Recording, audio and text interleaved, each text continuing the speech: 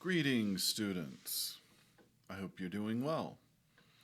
We are going to continue now to talk about the pre-Socratics.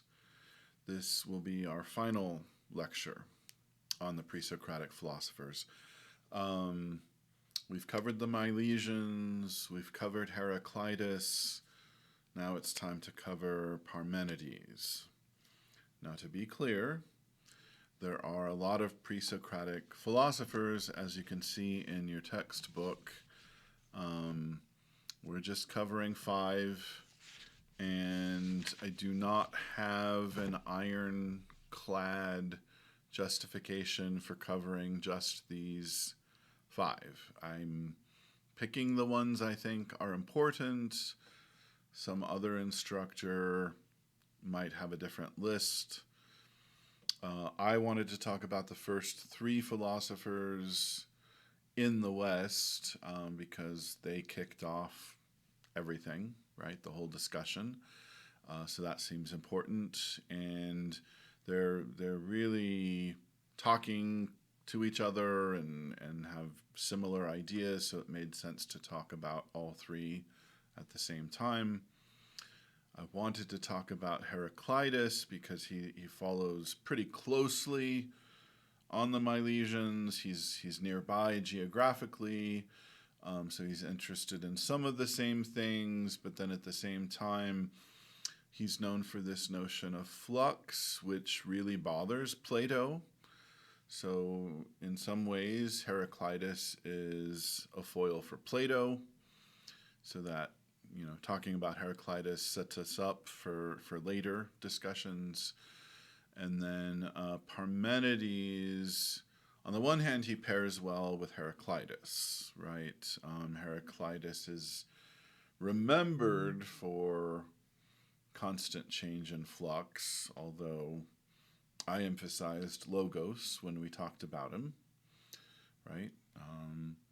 But he's remembered for thinking about or talking about constant change and flux. So he pairs well with Parmenides, who gives us this vision of eternal, changeless being, right?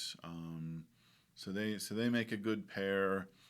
And then just as Heraclitus is often a foil for Plato, Parmenides is an important foil for Aristotle.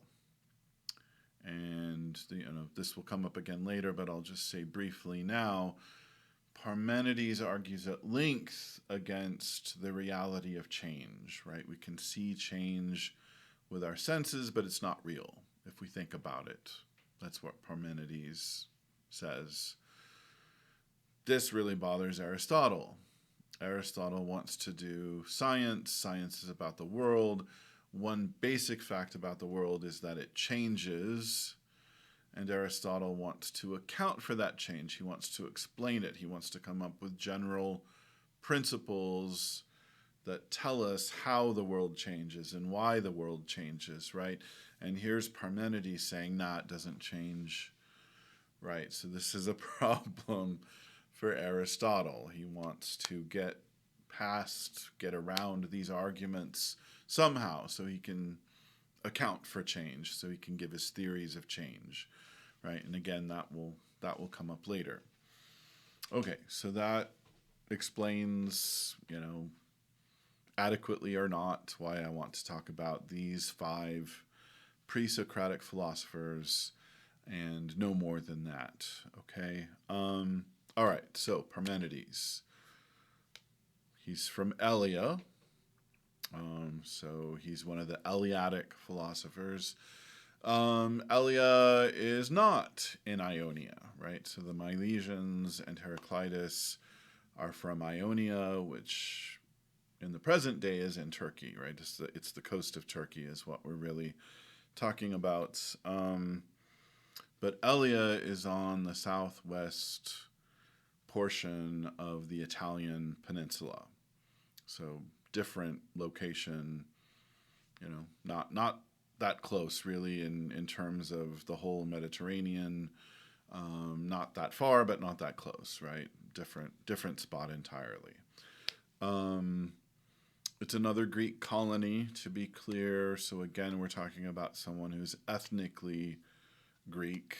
I'm just making sure you understand this is part of the Greek cultural conversation. Parmenides is talking to other Greek philosophers. He's inspired by other Greek philosophers, right? And he writes this poem that we have, which apparently is nameless, in Greek, right? So this is all we have from him. This is what's in our text, just this single poem, right? He was born around 515 BCE, right? So he comes a little bit after Heraclitus, and Heraclitus is overlapping somewhat with the Milesians, as we discussed earlier, right? So these folks are all pretty close to each other in time, and Parmenides, it's not terribly far away geographically, but again, we're on a different peninsula now. We're no longer in Asia Minor. We're moving farther west here with Parmenides. Okay, so what could we say about him to get started? I do see him as a rationalist. What do I mean by that?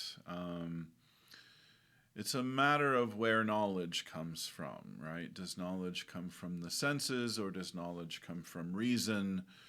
Well, Parmenides denies the reality of our senses, or what's presented by our senses, to some extent, right? He says change is impossible. I mean, it's easy to see change in the world, or we think we do.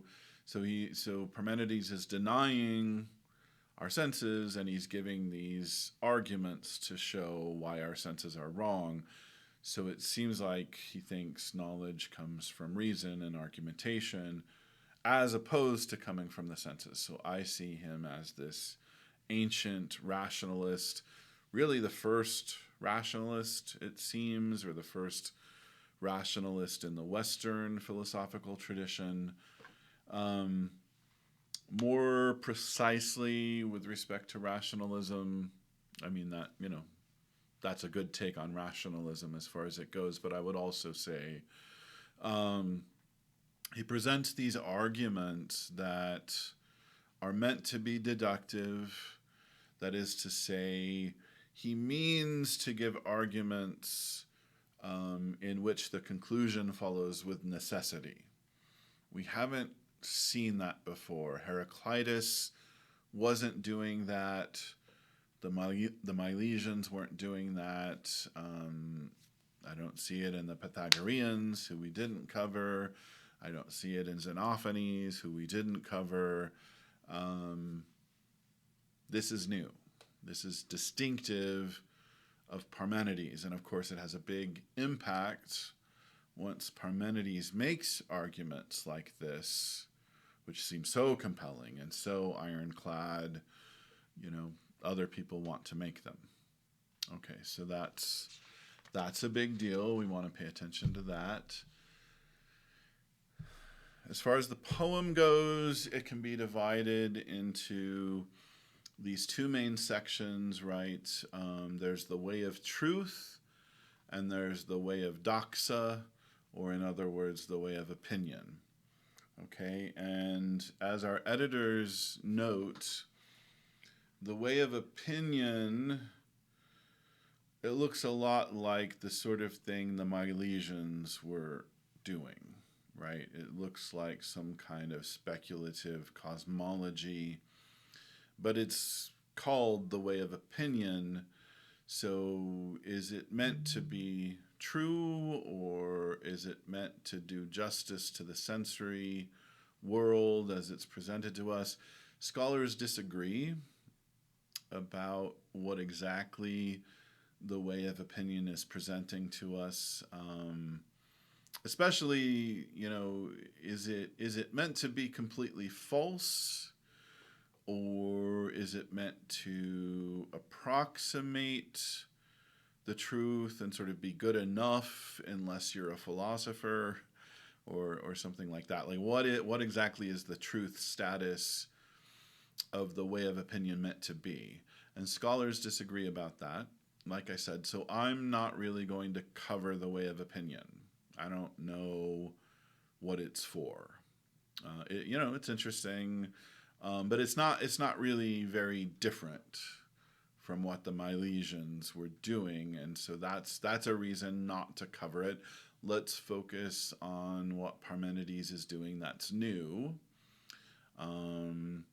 especially since I know that the new part is meant to be true, right? The way of truth, of course, is meant to present us with some truth. So we will focus on the first main section of the poem, and we won't do anything with that second section. Okay, so let's get started. Let's work through these arguments, right? That's really what's new here. These really compelling deductive arguments. Okay, so let's try to reconstruct them a bit and see what their conclusions are and how the conclusions are supposed to follow. So we start with B3. This is a B passage, right? So then it's meant to be quotation. And B3 on page 27 in our textbook says, "For the same thing is for thinking and for being," right? There are different ways we could interpret that, of course. It's very short. For the same thing is for thinking and for being. The way I interpret it is that thought is always of being. Thought is directed at being, right? And I'm just going to justify that by saying, well, that helps us make sense of a lot of things that come later. So I'm saying, what could be said in favor of my interpretation is that it's fruitful. If we keep that in mind, that thought is always of being, thought is about being, it can't really be about nothing. And we'll get an argument for that. If that's how we interpret this passage, the text will come together for us, right? That's what I'll say in favor of it. Okay, so moving on then, let's get another passage to put together with the first one. Let's look at B6 on page 28. Parmenides says here, "It is right both to say and to think that it is what is, for it can be, but nothing is not. These things I bid you to ponder." That's the beginning of B6. Again, this is quotation, so we should take this seriously. So this reinforces my initial point that thought is of being, seems to me. It is right both to say and to think that it is what is, right? And it here we have to take to be being, right? The whole poem contrasts being and non-being, and B6 says, "It is right both to say and to think that it is what is, for it can be, but nothing is not."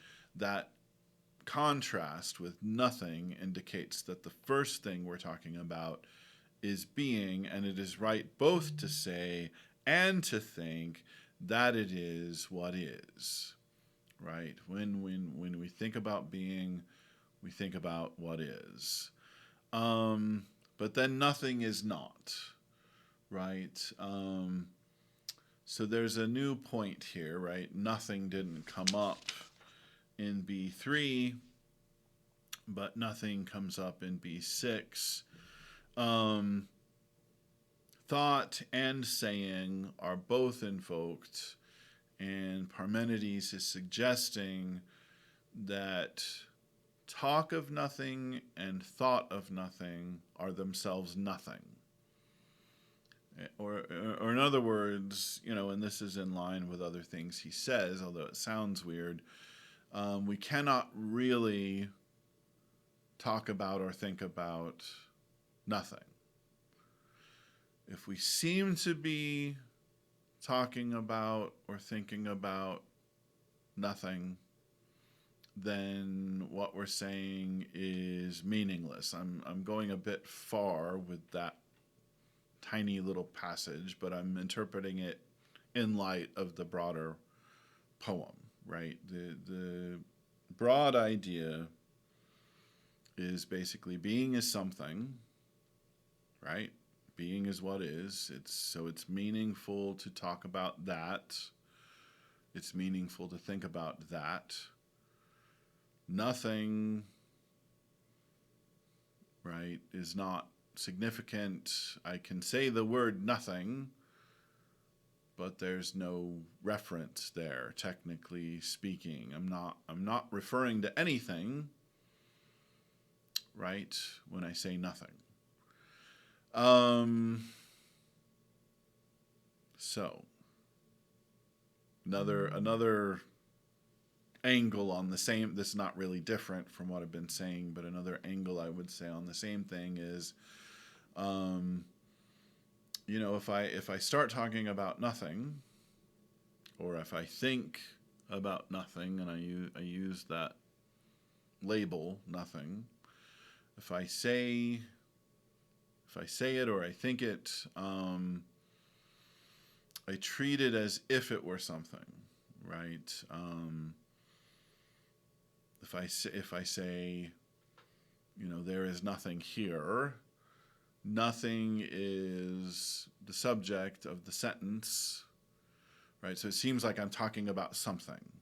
So we can't say or think nothing without treating it as something. So Parmenides is saying what you want to do is just avoid talk of nothing, right? Because that label, that word is problematic. It sounds like you're talking about something when you use the word nothing, right? But actually, nothing is nothing, and nothing comes from nothing. So maybe don't talk about it, because talking about it and trying to think about it treats it as if it's a subject or a substance, and so we could get tangled up by doing that. So let's avoid that kind of talk, right? Okay, and so then that, what's that going to do for us? We'd like to know. Well, what we end up with here is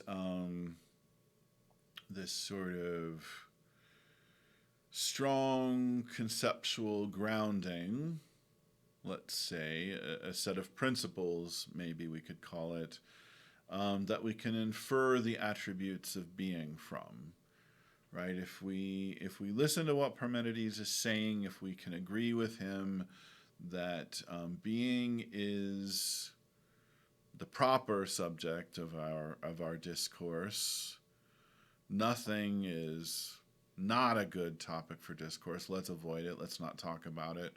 Let's say that, again, nothing comes from nothing, so we don't need to go there.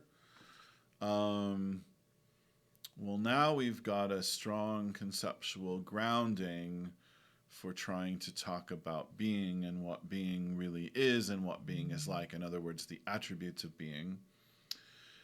So here's what we're going to take for granted as we move forward.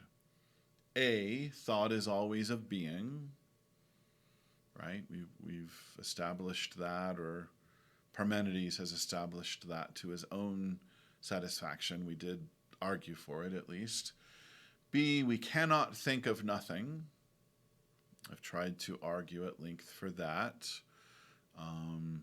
It's meaningless. We can't really go there. Let's quit using that word. Let's not talk about being and nothing at the same time. Let's just focus on being. C, being and nothing are completely opposed. And then that's just common sense. That's probably not anything Parmenides needs to argue for. It's just meant to be obvious There's being, and then there's nothing. There's what is, and then there's what is not, right? And the way we think about it is those are opposites. And obviously Parmenides is making use of the fact, or the apparent fact, that these are opposites.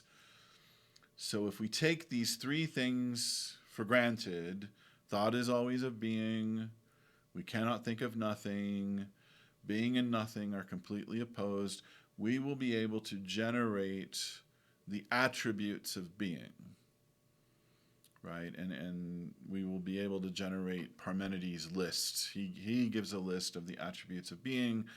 They're listed on B8, which for us is on pages 28 and 29, right? So just keep the grounding in mind that I just told you, and we should be able to give compelling arguments for these attributes of being.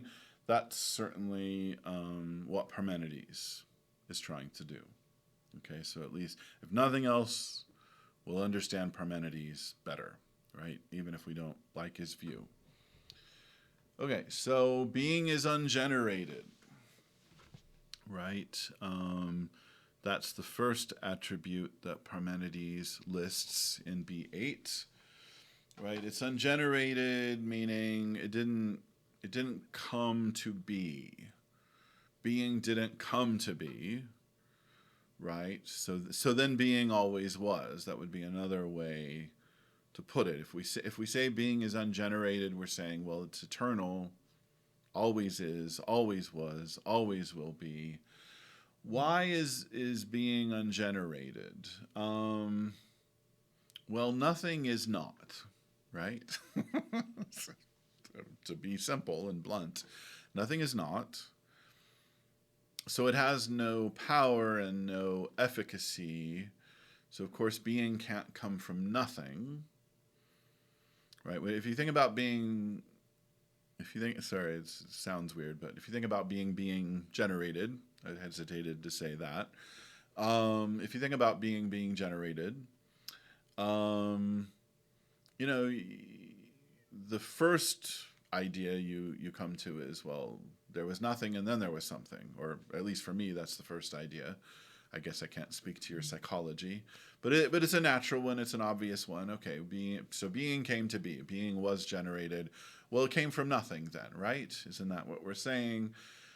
But nothing has no power and no efficacy because it is not, right? That's one point. Another point is, well, we can't even conceive of nothing. That's another aspect of what Parmenides has been telling us. Well, you can't actually think of nothing. If you can't think of nothing, then you can't think of being coming out of nothing. You can think of being, that's fine. But if you can't think of nothing, then you can't think of being coming out of nothing, right? And then of course the alternative is being came from being, right? So being was this way maybe, and then being was that way. It sort of begat itself. Maybe it changed over time, or maybe that it was caused it to be later, or something like that. But being can't come from being, because being just is being, right? So this is the way Parmenides talks. You can get kind of tongue-tied by it, right? We can't account for being existing by saying, well, it was and therefore now it is. Well, okay, well then go to the previous bit. Why does that being exist, right? The general question is, why is being? How can being be? Right? You're just deferring. If you go back to previous being or a previous state of being, you haven't solved anything, because the question is about being and how it came to be.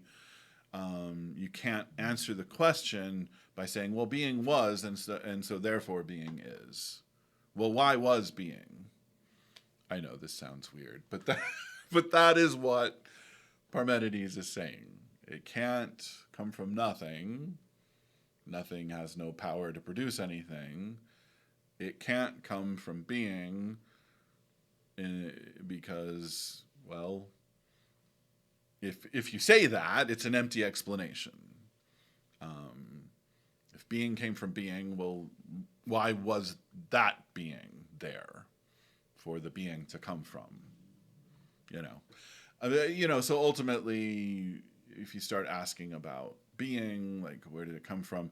This is why I said what I initially said, which is, well, the natural idea is it came from nothing ultimately, because if you say it came from some other being, well, then you just start tracing things backwards, right, until perhaps you get to the nothing, and then, well, how did it emerge from nothing? And then the alternative, of course, is, well, it's ungenerated and eternal, which is what Parmenides is saying. We can't make sense of being coming out of nothing, so we're just going to have to accept that it's ungenerated, right? And again, saying being came from itself doesn't solve our problem. Where did the original initial being come from if it didn't come from nothing?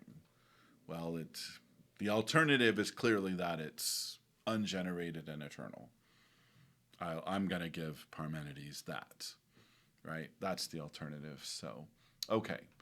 I think we've got some good arguments on the table that it's ungenerated.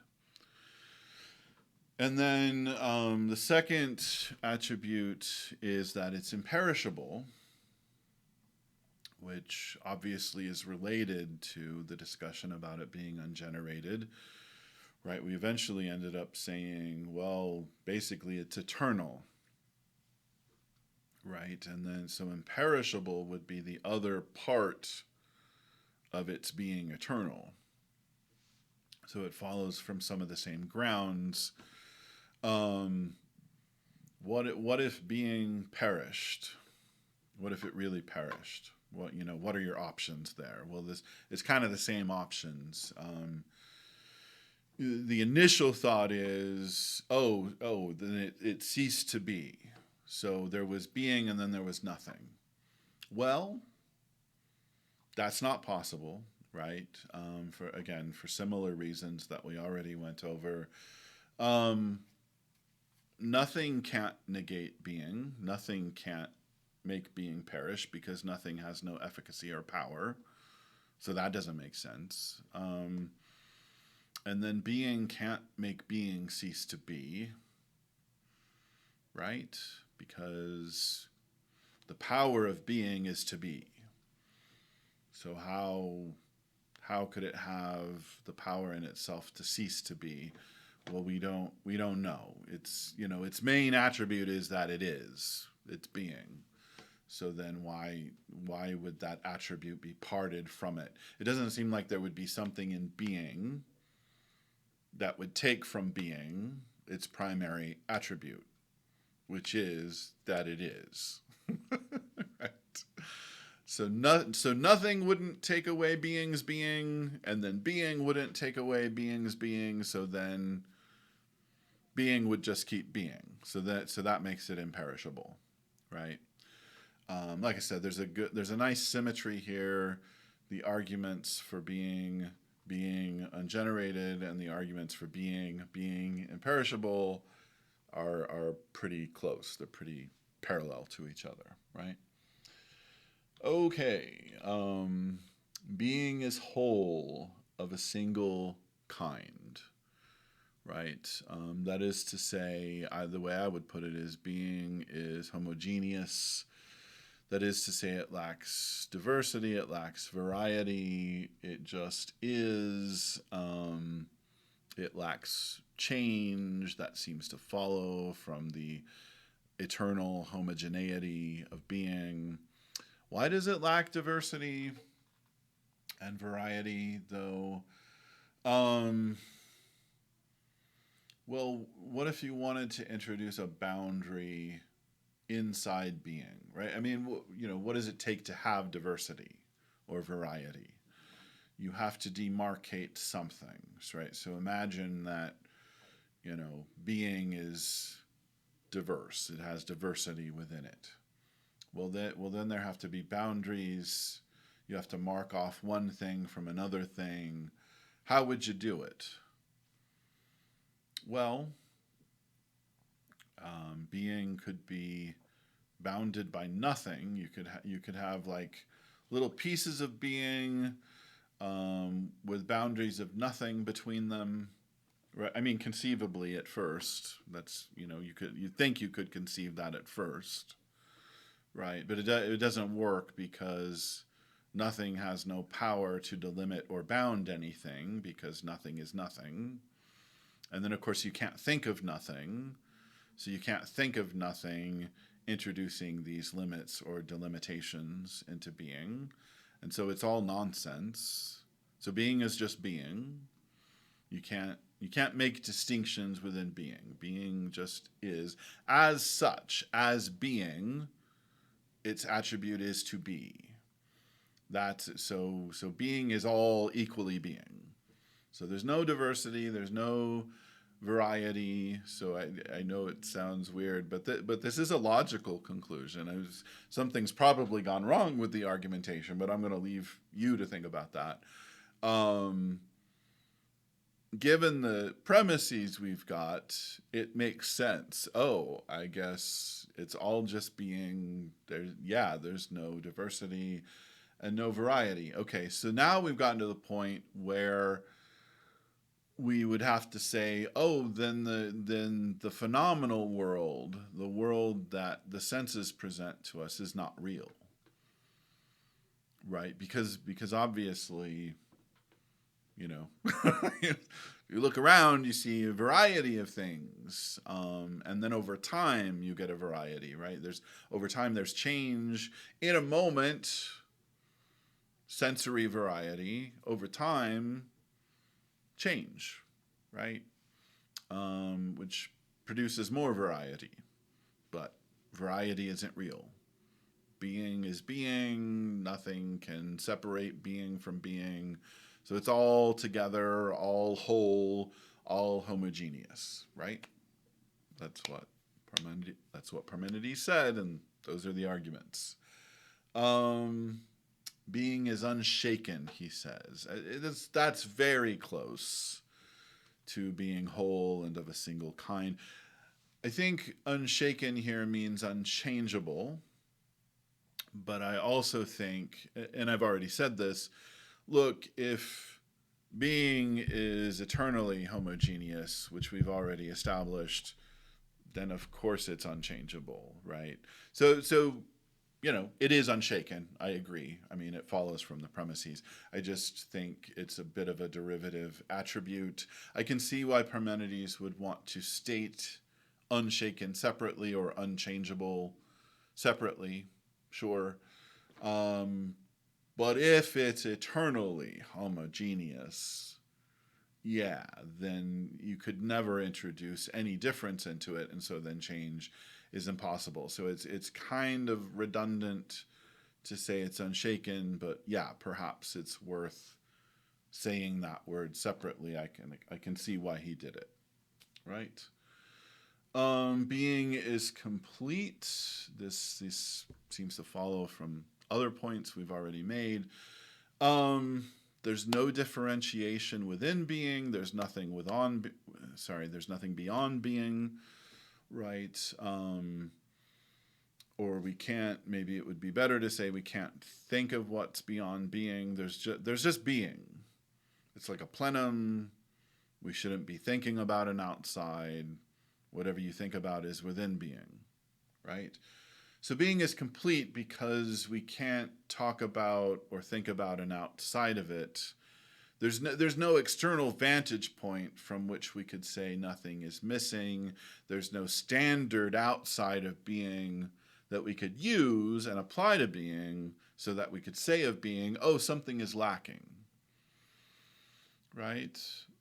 Being is this self-contained whole, and there's no vantage point, no external standard from which we could claim it's deficient, right? I think that makes sense. Therefore, it's complete, right? We could never say sensibly that something was lacking from it. If there's something to be lacking, then that's already in being. or if we're talking about something that's not in being, then we're talking about nothing, and so then we've lapsed into nonsense, right? So being is complete. Okay, finally, this gets a little tricky. I'm gonna be careful with my phrasing here. It appears that being is spherical. There's a lot of contentious scholarship in this area. I tend to read the text straightforwardly and literally and just think, yeah, being's a sphere. But I'm warning you, that's a point of scholarly contention. So a lot of scholars think there's not a good reason to think that being takes up space. And if it doesn't take up space, it can't be a sphere. So I'm just going to say it appears that being is a sphere. That's sitting on the surface of the text. That's what Parmenides seems to say. But maybe sphericality is just an image. Maybe this talk about being a sphere is figurative and not literal. So let's do the literal reading and then the figurative reading of sphericality. Okay, so why would being literally be a sphere? Well, I can quote. Yeah, maybe we should quote here. Let's look at page 29. And this would be near the bottom of the left column, going into the top of the right column on page 29.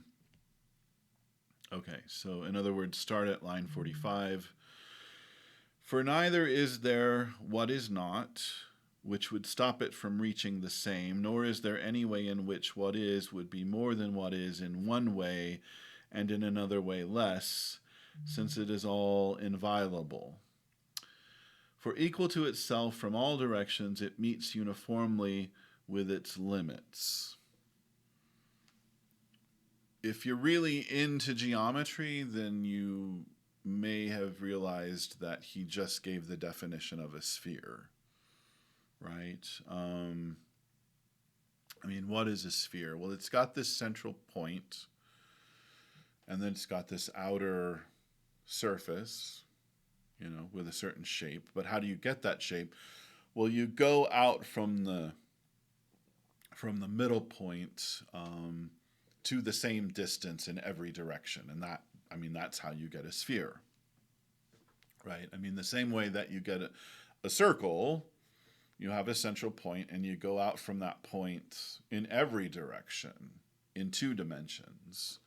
Right, the same distance, and so then you get a circle. But in 3 dimensions, you get a sphere, right? In other words, being is all the same, right? And there's no such thing as more being or less being. So spatially, what you're looking at is a sphere. You wouldn't go out more in one direction than another. Because again, there's no such thing as more being or less being, right? So if being has a shape, then it's a sphere, right?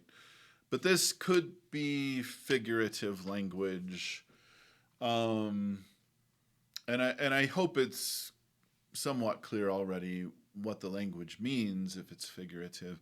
It means that being is self-contained and equal throughout, and we can't introduce differences into it. There are no degrees of being, so it's similar to what we've said before, but perhaps with a focus on self-containment, right, and lack of degrees. So lack of degrees isn't quite the same thing as lack of differentiation, right? Lack of differentiation had us talking about whether little pockets of nothing divided up being from itself. Here we're more focused on is there such a thing as more being or less being, well, no, we don't know how to make sense of that. Being is, and it either is or it isn't. Not being, but just in general, something either is or it isn't. And being is. So it's all the same. So there is no more being. It's not like red. There's more red and less red. It's not like loud. There's more loud and less loud. It's just it is. Things are. So neither more nor less. So either being takes up space and it's a sphere, or it you might think it doesn't take up space. I'm of the view that sure, let it take up space. Why not? And I could give some arguments for that, but they wouldn't be Parmenides arguments, so there's no point in my getting into that. As far as Parmenides goes, I think it's open ended. Takes up space, doesn't take up space. If it takes up space, it's a sphere. If it doesn't take up space, well, the point of the figure of the sphere is just to say no degrees of being. There's no farther from or closer to central being. There's just being, right? You can't wander in some particular direction away from the middle of being. Just everything's equally close and equally well held together by the center. Okay, that was fun. So again, the focus has to be on the arguments. That's really what's new with Parmenides. Wow, look at these arguments. Obviously meant to be deductive. Parmenides is working a lot with necessity. He sees these conclusions as following with necessity and then makes them very powerful arguments, and so this causes trouble for people later, especially poor Aristotle, trying to develop a theory of change after Parmenides argued at length that change is not possible. All right, so I hope that was helpful. Nice chatting with you.